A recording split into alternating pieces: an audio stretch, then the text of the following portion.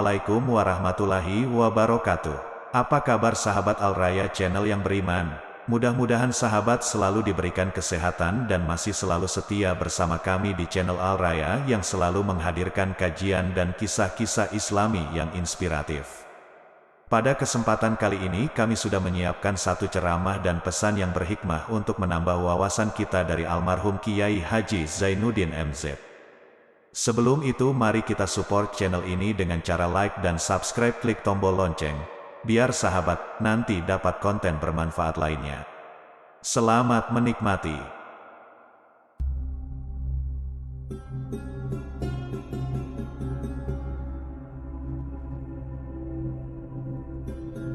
Assalamualaikum warahmatullahi wabarakatuh. Waalaikumsalam warahmatullahi wabarakatuh. Bismillahirrahmanirrahim. Alhamdulillahi rabbil alamin. Wassalatu wassalamu ala ashrafil mursalin, imamil muttaqin, sayyidil ghurril muhajjalin, wa ala alihi wa ashabihil mujahidin at-tahirin, amma ba'du. Saudara-saudara kaum muslimin rahimakumullah.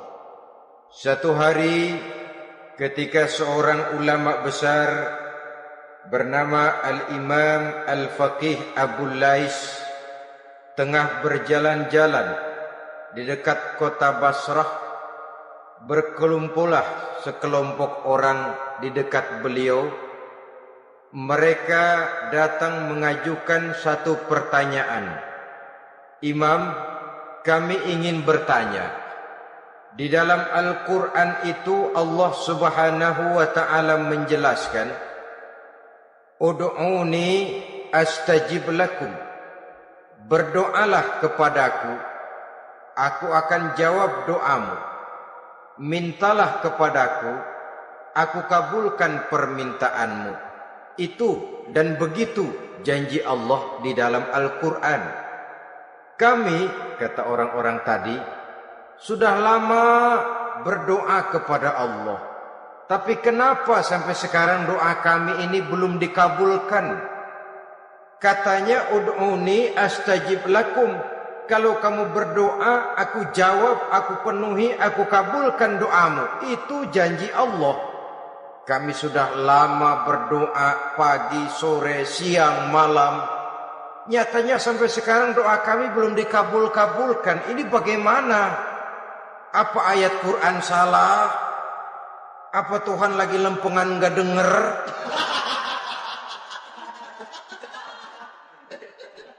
Apa doa kami yang terbalik? Kelihatannya sepele saja ini. Doa tidak didengar oleh Allah. Permohonan tidak dijawab, tidak dikabulkan oleh Allah. Tapi sebenarnya kalau kita mau merenung, kemalangan apa yang paling besar dalam kehidupan ini? Selain daripada kalau permohonan dan doa kita sudah tidak dihiraukan oleh Allah. Artinya hidup sudah tidak diopeni oleh Allah. Jangankan Allah, saudara-saudara, kita nggak diopeni sama mertua saja bingung. Ini mertua diem aja, kalau saya salah apa salahnya, kalau ada yang dikepengenin apa kepengenannya, boyak ngomong kenapa diem begitu. Ini tidak diopeni oleh Allah. Kemalangan apa yang lebih malang selain daripada kalau doa tidak didengar oleh Allah? Itu sudah kemalangan yang paling malang, lebih malang dari kota Malang saya kira.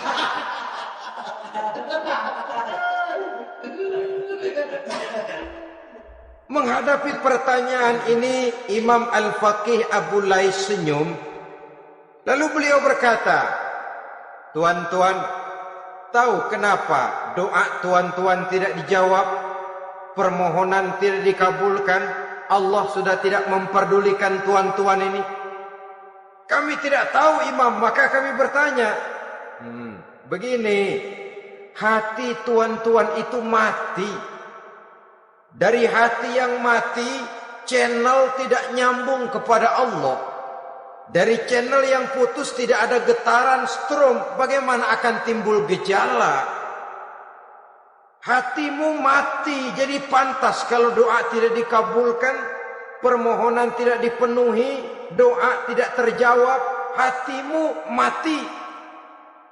Saudara-saudara kaum muslimin, dari hati yang mati ini, getaran tidak akan sampai ke hadratullah azza wa jalla. Nah, ini juga satu penyakit yang kita sangat khawatirkan, yaitu apabila hati kita sudah mati selagi jasad masih hidup. Artinya, jadilah kita bangkai berjalan di hadapan Allah Subhanahu wa ta'ala. Sementara kita sangat disibukkan dengan menggali berbagai macam jenis obat penangkal penyakit zahir, dan kita kurang perhatian untuk mencari obat penangkal penyakit batin yang kalau diserang penyakitnya menghancurkan kehidupan abadi di akhirat nanti. Perkembangan ilmu kedokteran nyata benar diikuti dengan perkembangan jenis-jenis penyakit. Makin maju ilmu kedokteran, makin modern penyakit. Ngerti juga rupanya itu penyakit. Dulu kita tidak kenal yang namanya AIDS. Kita tidak tahu yang namanya liver. Kita tidak kenal yang namanya stres. Paling yang banyak cika, masuk angin, dan sebagainya. Tapi baiklah, penyakit-penyakit batin yang menyebabkan hati menjadi mati, dan dari hati yang mati, doa tidak naik, tidak didengarkan oleh Allah Subhanahu wa ta'ala. Nah, kata orang-orang tadi, yang menyebabkan hati kami mati ini apa, Imam? Beliau menjawab, pertama, araftumullaha wa lam tu'tuhu haqqahu. Yang menyebabkan hatimu jadi mati, pertama, kamu kenal benar kepada Allah, tapi haknya untuk disembah, kewajibanmu untuk menyembah, tidak pernah kamu laksanakan. Bagaimana Allah tidak akan jauh dari kita kalau kita tidak akan mengadakan pendekatan kepadanya.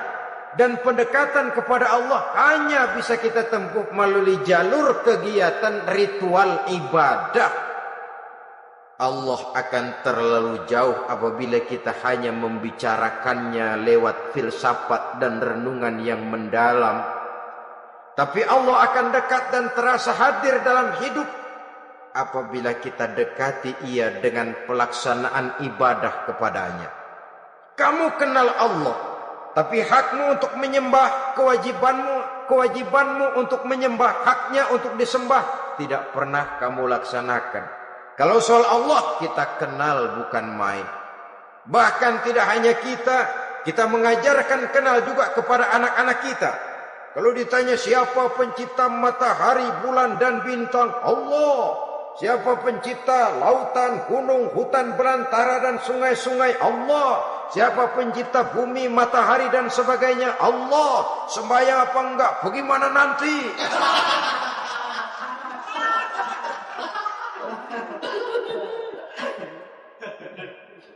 Tanpa pendekatan, Allah akan jauh. Apabila Allah jauh, maka doa tidak akan didengarkan olehnya. Oleh sebab itu, logika mengajarkan kepada kita, berpayahlah dulu, wa man ladzatu illa ba'da ta'ab, inna ma'al usri yusra. Di balik kesulitan menunggu kemudahan. Nikmat baru akan terasa, kelezatan hidup baru akan terasa setelah kita jerih payah banting tulang peras keringat. Rasanya memang lebih nikmat sepotong singkong hasil cucuran keringat sendiri ketimbang roti dijejelin orang. Ini berarti kita ingin mohon pertolongan kepada Allah, sementara dengan Allah sendiri kita jauh. Sama saja dalam kehidupan kita analoginya, saudara-saudara. Orang tidak kenal kepada saudara, tahu-tahu jauh dari saudara, tahu-tahu datang mau minjem duit. Apa kesan saudara? Enak aja, kenal enggak, dekat enggak, datang-datang mau minjem duit. Emang duit percetakan bapak lu?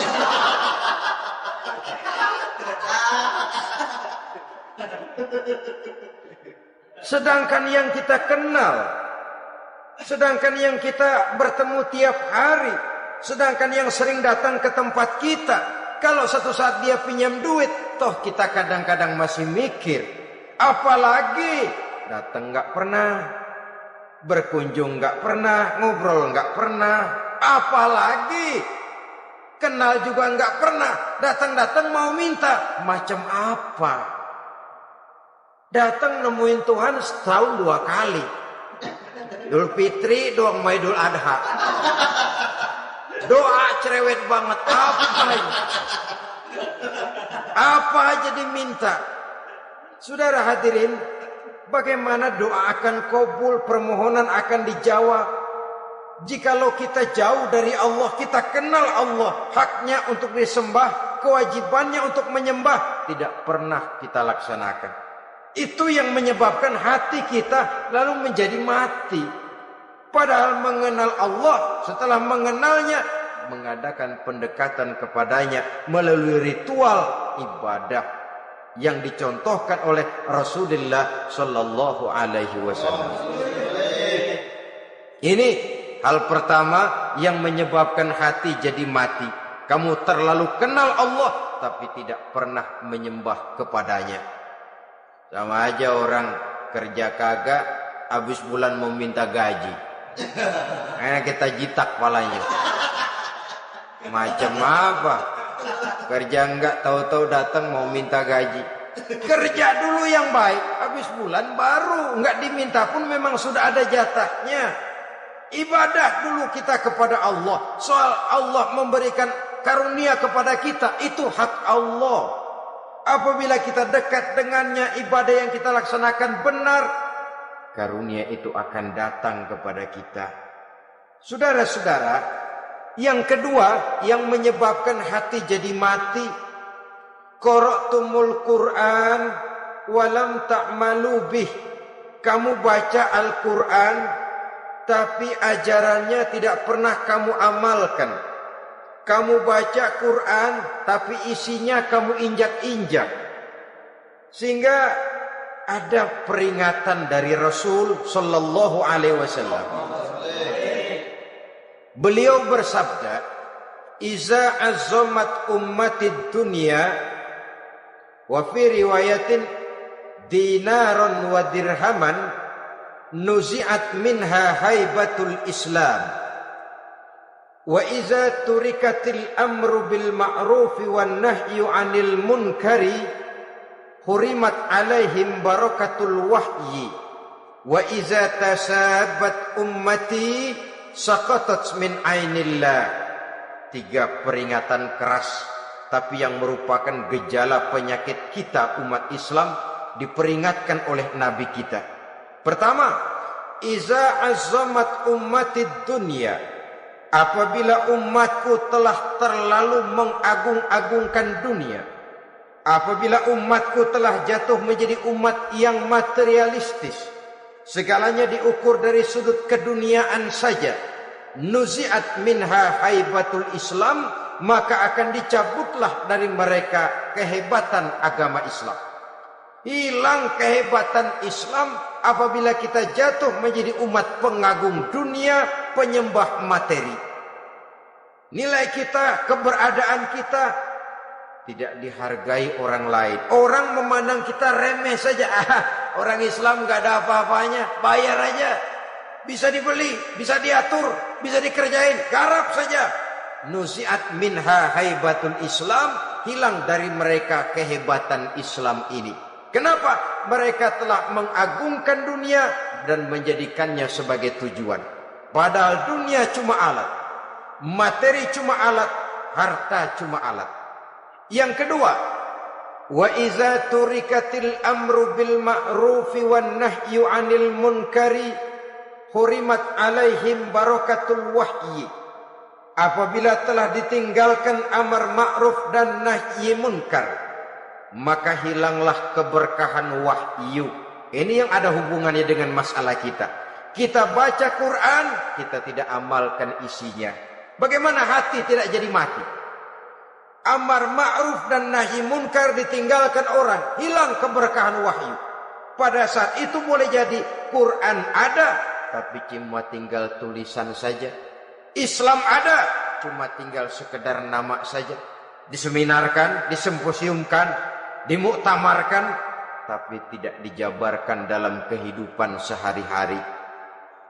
Apabila amar ma'ruf dan nahi munkar telah ditinggalkan orang, hilang keberkahan Quran.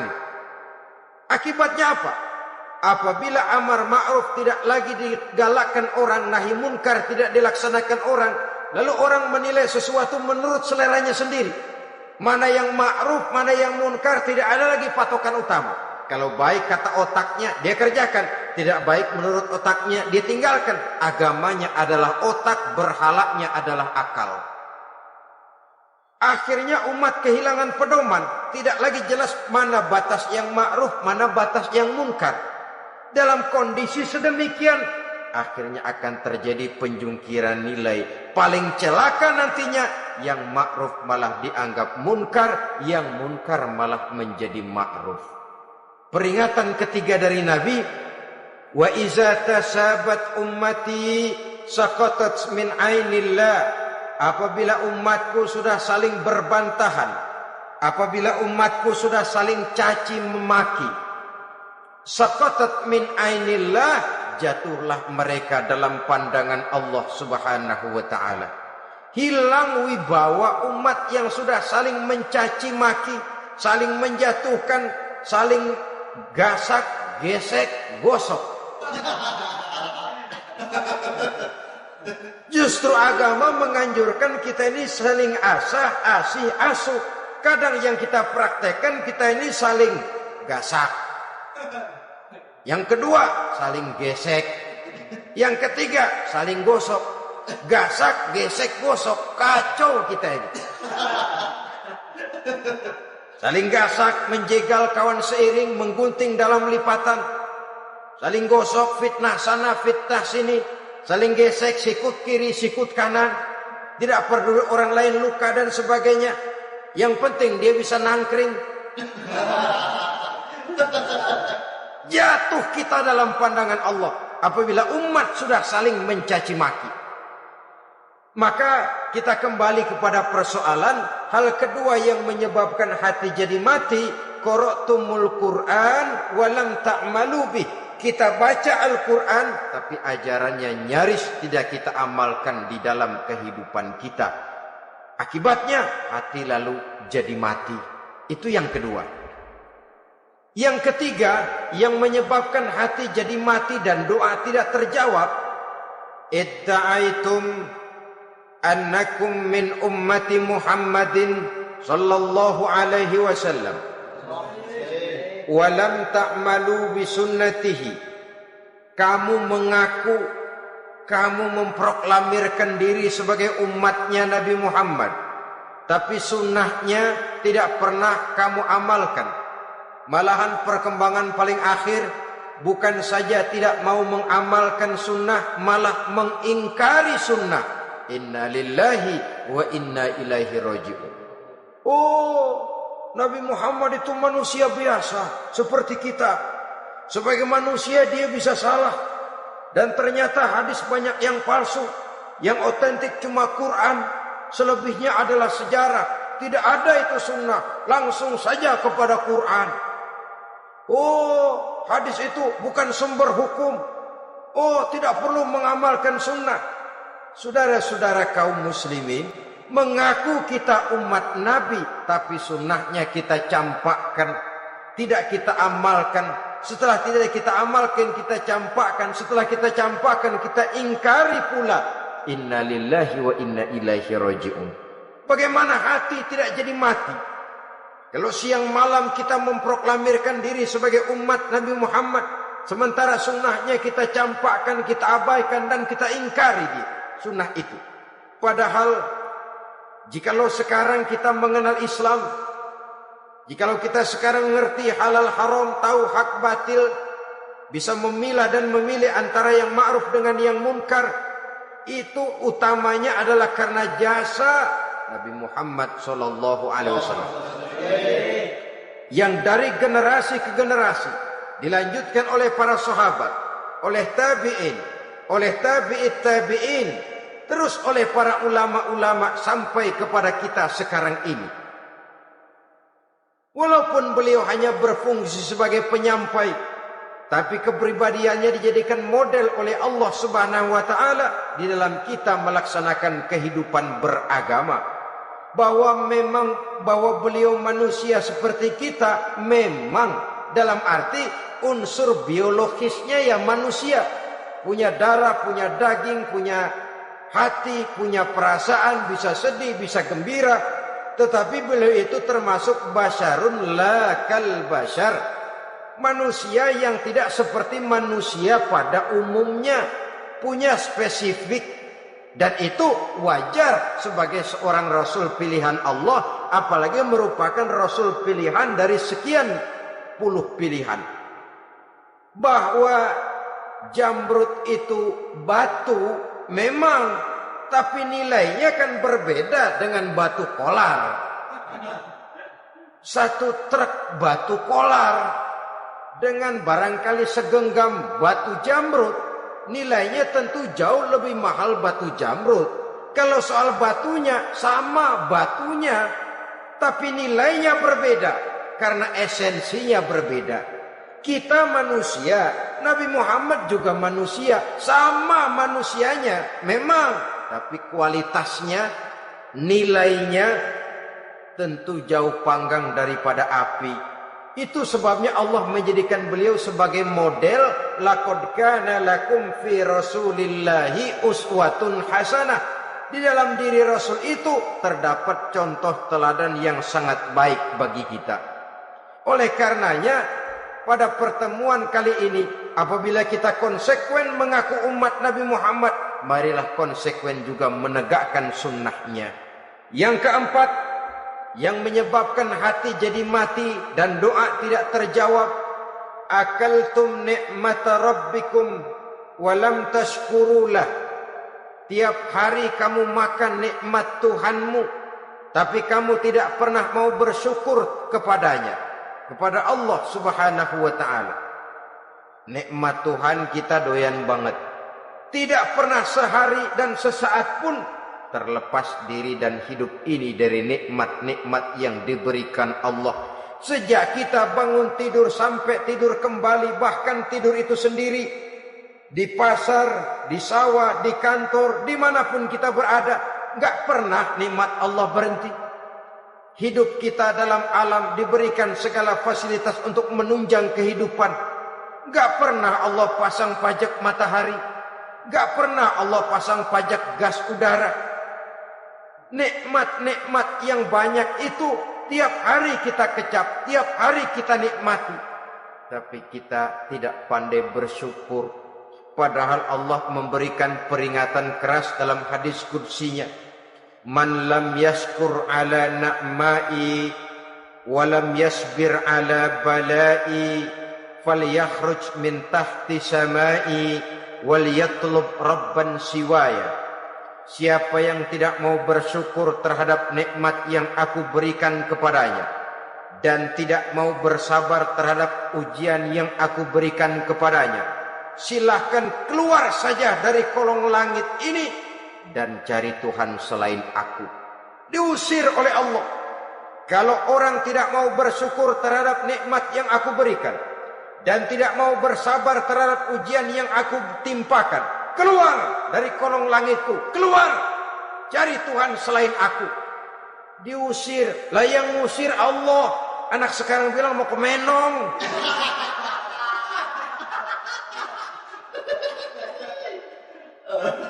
Kalau diusir kita dari Jakarta, masih bisa pindah ke Bandung. Diusir kita dari Bandung, bisa pindah ke Jogja, Solo. Diusir kita dari Indonesia, bisa pindah ke Singapura, Malaysia.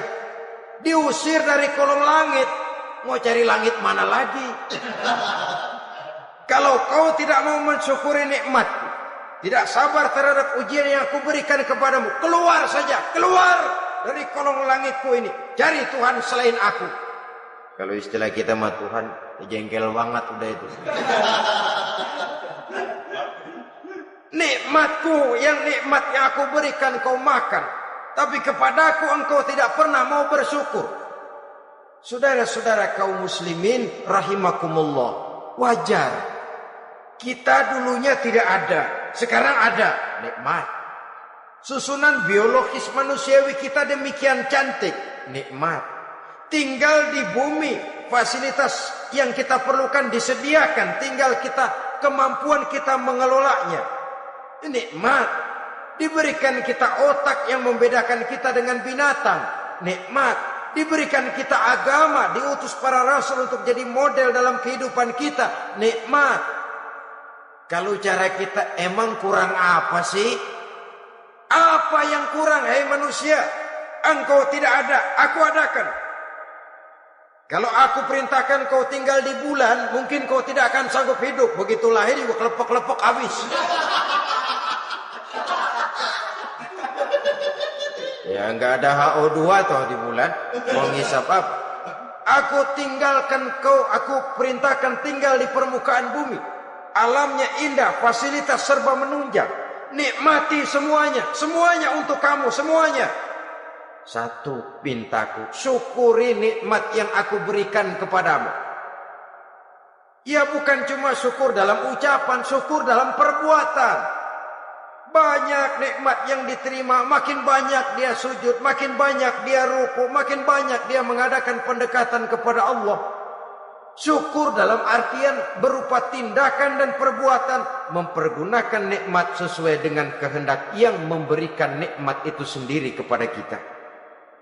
Saudara-saudara kaum muslimin rahimakumullah, ini penyakit yang keempat. Kamu makan nikmat Tuhan, tapi kamu tidak pernah pandai bersyukur kepadanya, mensyukuri nikmat yang diberikan tadi. Bagaimana hati tidak jadi mati? Kita sibuk mempersolek jasmani, mencari obat penangkal penyakit zahir. Maka yang ramai di zaman sekarang, saudara lihat, salon, fitness, senam, macam-macam jenis. Tidak ada salahnya dan tidak ada jeleknya. Tapi kalau itu sampai melupakan kita kepada memperindah batin, memperbaiki jiwa, artinya bukankah kita perlahan tapi mempersiapkan diri menjadi bangkai berjalan di hadapan Allah. Dengan operasi plastik, yang pesek jadi mancung, yang sipit jadi belok, kulit keriput jadi kencang, pipi terlalu cekung bisa diatur. Saudara-saudara, tapi kalau hati yang rusak, jiwa yang rusak, kemana lagi kita akan berobat kalau bukan kepada agama? Maka hati itu jadi mati apabila kita selalu memakan nikmat Allah dan tidak pandai mensyukuri nikmat itu. Dari hati yang mati tidak akan ada getarannya. Oleh sebab itu doa tidak terjawab. Selanjutnya, yang menyebabkan doa tak terjawab dari sebab matinya hati, qultum annal mauta haqqun wa lam tasta'iddu lahu. Kamu berkata, kamu yakin bahwa mati adalah sesuatu yang benar, tapi kamu tidak pernah punya persiapan untuk mati. Padahal menurut logika, orang yang akan bepergian jauh tentu dia harus mempunyai bekal yang cukup. Semakin jauh jarak perjalanan yang akan ditempuhnya, semakin banyak perbekalan yang harus dibawanya. Dahulu, seketika beberapa jamaah dari Yaman akan melaksanakan ibadah haji dengan nekat, mereka berprinsip, pokoknya kan berangkat haji jadi tamunya Allah, nanti Allah yang akan ngelayanin. Mereka nekat, modal badan doang berangkat. diadukan kepada baginda Rasul, lalu turun peringatan dari Allah, wa tazawwadu fa inna khairaz zadi taqwa. Jangan begitu, bawa bekal, sesungguhnya bekal yang paling baik adalah takwa. Bawa berangkat dengan bekal takwa itu bekal yang paling utama, tapi bekal-bekal yang lain pun jangan diabaikan. Kalau kita akan berangkat untuk tujuan yang baik, bekal yang paling utama memang takwa. Tapi tidak berarti harus mengabaikan bekal-bekal yang lain. Begitulah, semakin jauh perjalanan yang akan kita tempuh, semakin banyak bekal yang harus kita hadapi. Kalau saudara mau pergi ke Surabaya, tidak membawa bekal kemudian berani berangkat, rasanya sih saya pikir itu bukan berani, nekat namanya. Sama saja orang belum pernah sembahyang mati. Nekat tuh orang. Berani amat. Belum berbuat kebaikan barang sedikit pun sudah mati. Nekat namanya itu. Sama saja tadi, nggak bawa bekal apa-apa berangkat ke Surabaya. Sampai Surabaya belum tentu, sengsara udah jelas. Belum punya bekal yang baik sudah mati. Sampai ke surga belum tentu, tapi kebelangsak dan sengsara rasa-rasanya pasti itu. Oleh karena itu, kalau kita yakin mati sesuatu yang benar, sesuatu yang pasti datang menimpa, maka hendaklah kita mempersiapkan bekal. Kemudian, idda'aitumun najata minan nar wa ramaitum fiha anfusakum. Kamu memproklamirkan diri ingin selamat dari neraka, tapi kamu lemparkan dirimu ke dalam neraka. Bagaimanapun bajingannya bajingan, kalau ditanya, ente mau masuk neraka enggak? Jawabannya pasti enggak. Itu pasti perbuatannya sendiri yang melemparkan dirinya ke dalam neraka, membiarkan dirinya berlarut-larut, bertimbun-timbun dalam dosa dan kesalahan, dan tidak akan ada niatan untuk memperbaiki diri. Hanyut di meja judi, habis ditelan minuman keras, fitnah sana, fitnah sini, hasud sana, hasud sini. Padahal mulutnya ingin selamat dari neraka, perbuatannya malah melemparkan dirinya ke dalam api neraka. Tidak ada orang yang lebih sayang kepada diri kita selain kita sendiri. Dan menyayangi diri itu tidak cuma dengan memandikannya sehari 3 kali, memakaikannya parfum dengan segala macam merek, memakai sabun yang wangi-wangi, minyak yang harum-harum. Lebih daripada itu, jaga dan sayangi diri. Jangan jatuhkan dia ke dalam perbuatan-perbuatan yang bisa menjerumuskan diri itu ke dalam neraka. Kemudian disambung oleh Imam Al-Faqih Abu Lais, yang menyebabkan doa tidak terjawab karena hati mati. Idda'aitum dukhulal jannah walam ta'malu laha. Kamu ingin masuk surga, tapi kamu berat mengamalkan perbuatan yang bisa menyampaikan kamu ke surga. Semua kita kalau ditanya mau masuk surga, mau, tapi jarang yang berlomba melakukan perbuatan-perbuatan yang bisa menyampaikan kita ke surga. Kemudian yang terakhir kata Imam Al-Faqih Abu Lais, dafantum mautakum walam ta'tabiru laha. Kamu menguburkan orang yang mati di antara kamu, tapi kamu tidak bisa mengambil iktibar, tidak bisa mengambil pelajaran dari mayit yang jenazah yang kau kuburkan itu. Mestinya kan nguburin orang tuh membuat sadar. Iya, kalau sekarang dia saya baringkan di liang lahat, menghadap ke arah kiblat, bantalnya tanah, setelah itu ditutup dengan papan, lalu ditimbun dengan tanah. Iya, sekarang giliran dia, giliran saya, entah besok, lusa, bulan depan, tahun depan, tapi pasti mengubur mayat, mengubur jenazah, tapi tidak bisa mengambil iktibar dari yang dilaksanakannya itu. Ini merupakan penyakit-penyakit batin yang merupakan handicap, yang menimbulkan jarak antara kita dengan Allah Subhanahu wa ta'ala. Pantas kalau itu semua ada pada diri kita, hati jadi mati. Dari hati yang mati, doa tidak akan tembus. Kita tidak lagi akan diperdulikan oleh Allah Subhanahu wa taala. Dan itu sekali lagi kemalangan yang terbesar dalam kehidupan kita. Bagaimana jalan keluarnya? Pertama, memperbaiki batin kita, menyelamatkan diri daripada penyakit-penyakit yang bisa mematikan hati seperti yang sudah saya sebutkan tadi. Yang kedua, berdoa dengan adab. Sehingga tata cara di dalam kita bermohon kepada Allah Subhanahu wa taala dibicarakan secara khusus oleh Al-Imamul Ghazali dalam kitab Ihya beliau yang disebut adabud doa. Adab di dalam kita melaksanakan doa kepada Allah Subhanahu wa taala. Setelah batin ini bersih dari penyakit-penyakit hati yang bisa menyebabkan hati jadi mati, berdoalah kita kepada Allah. Bagaimana adabnya? Kata Imamul Ghazali rahimahullah, yang pertama hendaklah ia di dalam berdoa itu memilih waktu yang mulia. Minal awqatis syarifah, kata beliau. Memilih waktu-waktu yang punya nilai mulia.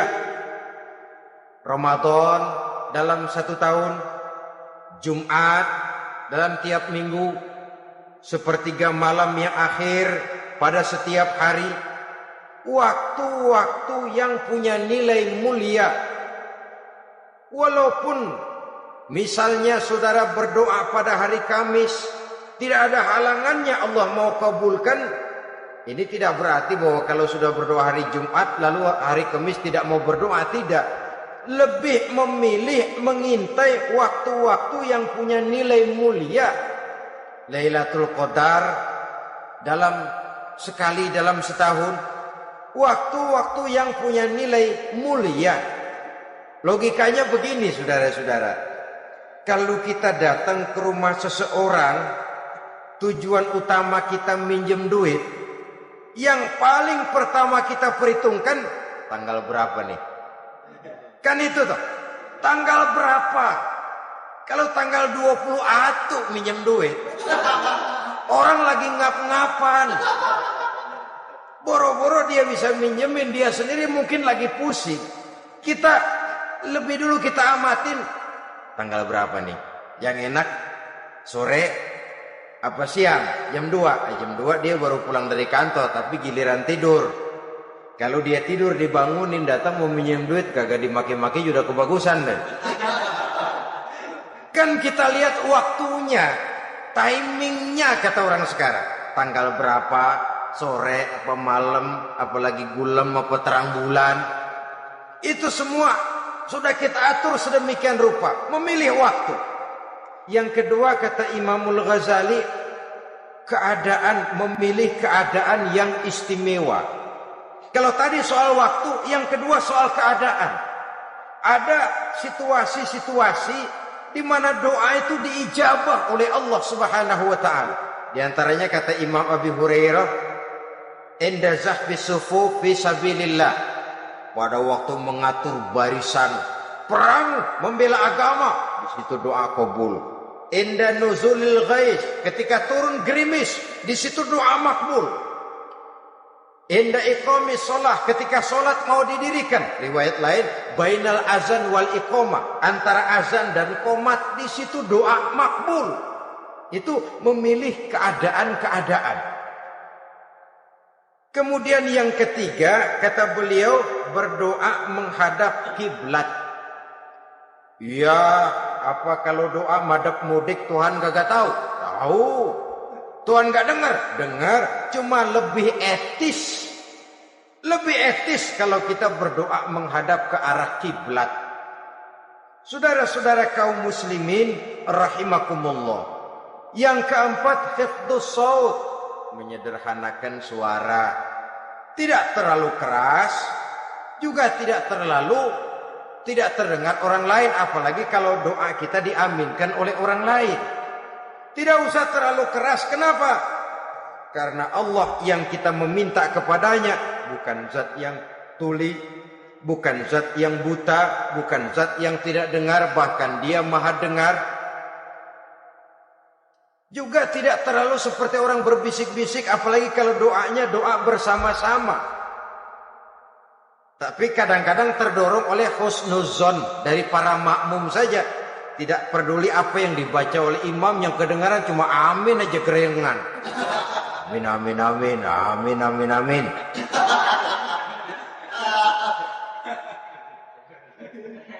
Juga tidak terlalu keras. Seperti orang berdoa, seperti orang pidato. Saudara-saudara kaum muslimin rahimakumullah. Yang kelima, alla yatakallafa saja' fid doa.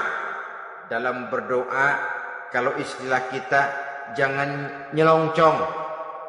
Suja' ini menunjukkan sikap berani kepada Allah. Misalnya ada orang berdoa, ya Allah ampunilah saya kalau engkau mau. Kalau Allah mau, kasihanilah saya ya Allah kalau engkau mau. Itu doa orang songong.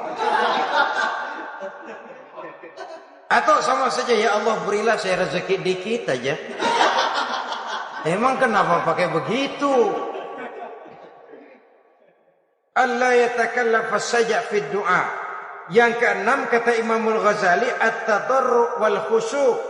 Dengan tadarru' dan khusyuk, dengan sikap tawadu, benar-benar ya seperti kita lah kalau datang memang menghajatkan pertolongan dari seseorang, segala action kita atur supaya hajat kita itu kabul, kan begitu. Kadang-kadang istilah orang kalau perlu ngesor mah ngesor dah, yang penting permintaan dikabulkan, gitu saja. Kita lihat sekarang ini, ramai orang bicara soal film-film Parno. Kelihatannya pendatang-pendatang baru pokoknya asal bisa main dah, bugil ya bugil dah. Yang penting nyohor, bisa tampil. Walaupun dalihnya semua sama, mula-mula cuma iseng. Adegan panas bagaimana? Kalau tuntutan skenario apa boleh buat? Apa boleh buat? Emang nggak bisa milih. Setelah film beredar baru saya juga jijik ngeliat, ya tadi kemana waktu bikin? Udah jadi baru jijik, bikinnya merem memang itu.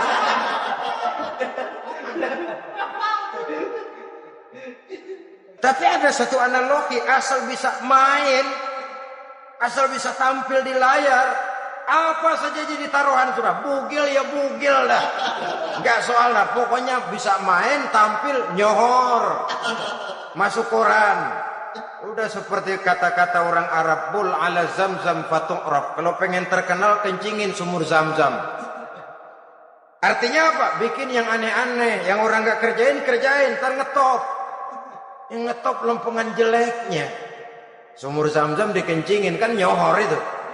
Sedunia orang kenal. Kenapa? Gila. Saudara-saudara kaum muslimin rahimakumullah, sangat kita sayangkan kalau lalu orang berlomba-lomba dengan cuma modal paha mulus, wajah cantik, dimauin apa saja mau, lalu bisa tampil. Akibatnya yang jadi korban adalah anak-anak kita. Disuguhi tontonan-tontonan yang meracuni jiwa mereka.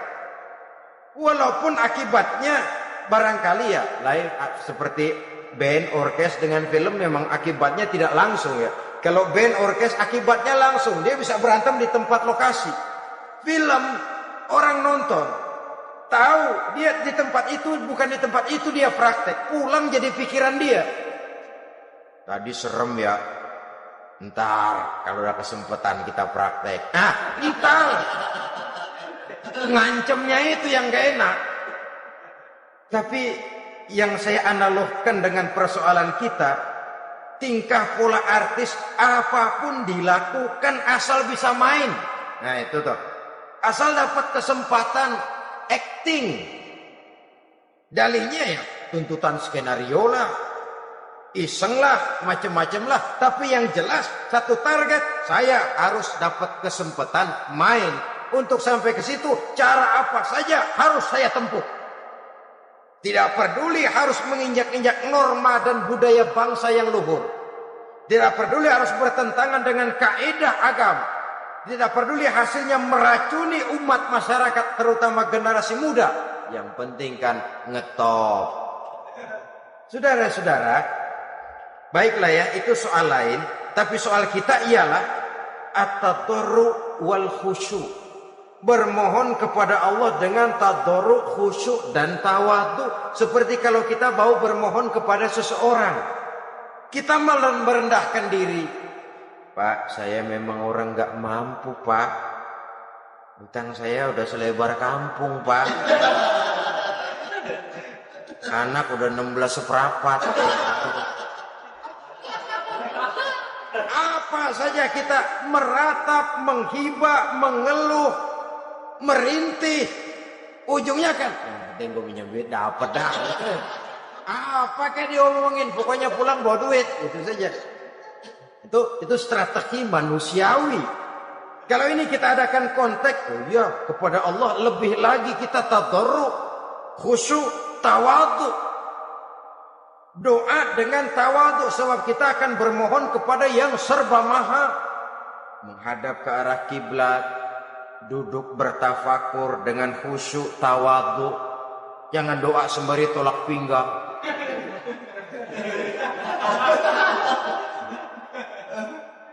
Yang ketujuh, kata Imamul Ghazali, ayyujzimad du'a wa yuqina bil ijabah. Hendaknya dia menjazamkan doanya itu dan yakin bahwa doanya akan dikabulkan oleh Allah. Sebab kata Nabi, innallaha la yaqbalu du'aan min qalbin ghafilin lahin. Allah subhanahu wa ta'ala tidak akan menerima doa dari hati yang lalai dan main-main. Doa ke orang ugah-ugahan.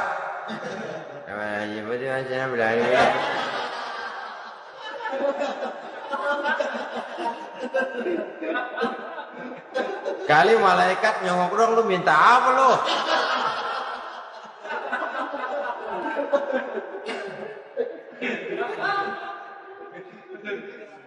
Seperti tadi itu, kita datang mau minjem duit sama orang, ngomongnya ogah-ogahan.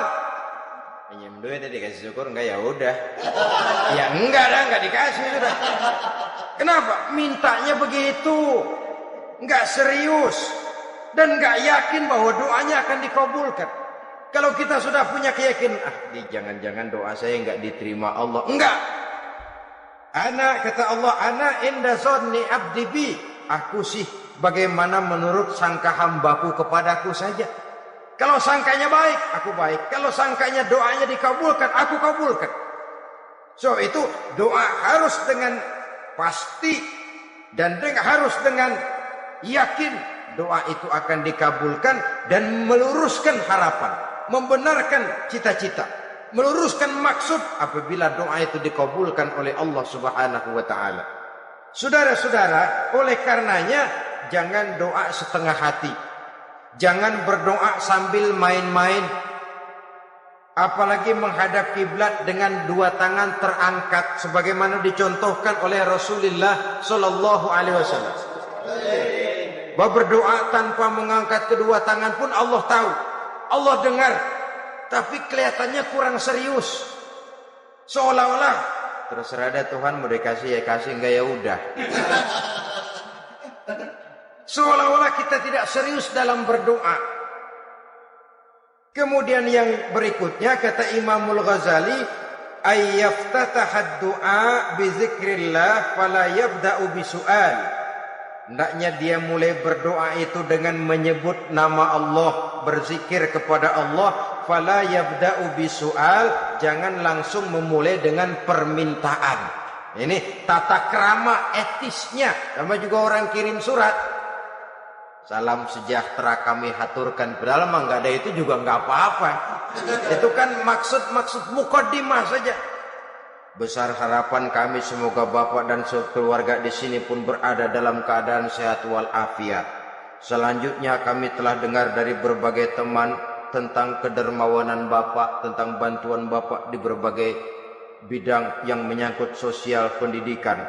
Sehubungan dengan itu maka kami bermaksud mengajukan permohonan. Baru masuk itu mah 15 kalimat kesenuin, urusan lain. Intinya sehubungan dengan itu kami bermaksud memohon kepada Bapak.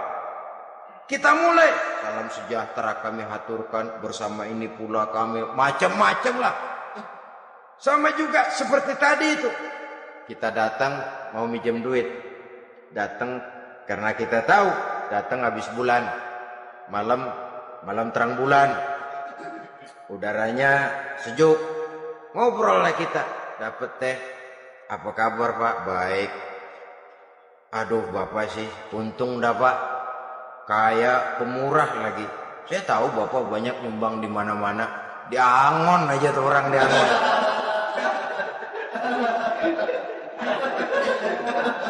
Kira-kira udah mau telap aja baru dikedat. Ngomong-ngomong Pak, nah. Mulai nih kalau udah ngomong dah tuh mulai.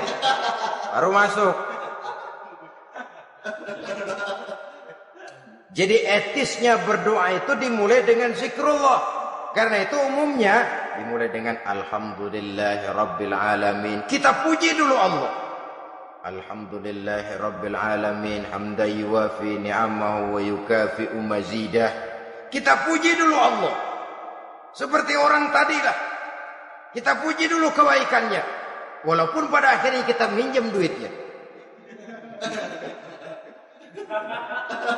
Sebenarnya Allah nggak perlu dipuji tuh. Dipuji atau tidak Allah tetap termulia. Ini etis manusia. Allah tidak berharap untuk dipuji oleh manusia. Allah tidak untung seluruh alam memujinya. Manusia mau memuji atau tidak itu urusan manusia sendiri.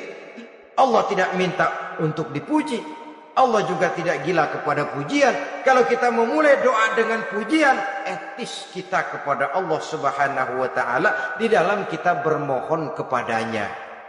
Saudara-saudara kaum muslimin rahimakumullah. Kemudian menyesuaikan doa dengan kondisi. Ini termasuk syarat batin ya, taubat, waraddul mazalim kata Imam Ghazali, menolak segala macam kezoliman. Artinya kalau berdoa itu tahu diri. Kalau gaji kita sebulan 700 atau 800, 900 ribu. Berdoa minta rezeki 1 juta. Itu tahu diri namanya. Kan cuman kurang 100 ribu. Ya kalau kerja kagak minta gajian 1 juta. Pengen doa dikabulkan. Rasanya secara etis nggak tahu diri orang berdoa seperti itu. Orang datang mau minta duit, mau pinjam duit kepada kita. Kan kita lihat. Kira-kira mampu ngembaliin nggak nih orang. Kita lihat, kita evaluasi kemungkinannya. Lalu si yang minjam tentu tahu diri. Kalau memang kekuatannya ngembaliin. Tidak seperti kekuatannya mulangin. Hendaknya dia timbang rasa. Begitu juga kepada kita etisnya kepada Allah Subhanahu wa ta'ala. Tahu diri, menyesuaikan doa dengan keadaan. Kalau tidak ada gap terlalu jauh panggang daripada api, nanti nasibnya bagai si pungguk merindukan bulan. Apabila adab-adab di dalam berdoa ini kita perhatikan, sejak dia dari adab yang zahir sampai kepada adab yang batin, kemudian penyakit-penyakit yang membuat hati itu jadi mati, maka insya Allah doa kita dijabah oleh Allah Subhanahu wa ta'ala. Dalam Al-Baqarah ayat 186 Allah Subhanahu wa ta'ala menjelaskan, wa iza sa'alaka ibadi anni fa inni qarib ujibu da'watad da'i iza da'ani falyastajibu li wal yu'minu bi la'allahum yarshudun. Apabila hambaku bertanya kepadamu Muhammad tentang aku, kata Allah, fa inni qarib, katakan kepadanya aku dekat sekali dengan mereka. Ujibu da'watad da'i iza da'ani, aku akan jawab, aku kabulkan permohonan orang-orang yang berdoa kepadaku. Falyastajibu li wal yu'minu bi, maka hendaknya mereka juga menjawab panggilanku atas dasar iman kepadaku. La'allahum yarshudun, semoga dengan ini mereka kelak mendapat petunjuk. Saudara-saudara, Al-Baqarah 186 ini dengan nyata menjelaskan kepada kita, Allah akan menjawab doa mengabulkan permohonan.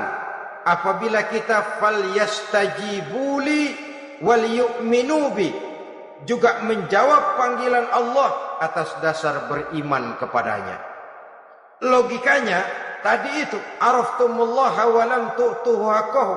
Kita tidak pernah mau menjawab panggilan Allah sementara kita berharap doa kita dijawab oleh Allah. Apa enggak pincang?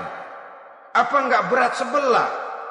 Panggilan Allah kita berat memenuhinya, sementara kita sangat berharap agar permohonan kita, seruan kita dikabulkan oleh Allah. Menjawab panggilan Allah atas dasar beriman kepadanya. Kenapa? Ada orang menjawab panggilan bukan berdasarkan iman, tapi karena target lain. Datang sembahyang Jumat paling dulu, target utamanya pulang juga paling dulu nyabet sendal, nyabet sepatu. Menjawabnya ya, tapi tidak karena iman. Jadi apabila kita rajin menjawab panggilan Allah atas dasar beriman kepadanya, maka seruan, permohonan, doa niscaya dikabulkan olehnya. Ini saja, mudah-mudahan ada manfaatnya. Terima kasih atas segala perhatian. Mohon maaf atas segala kekurangan. Usikum wa nafsi bitaqwallah. Wassalamualaikum warahmatullahi wabarakatuh.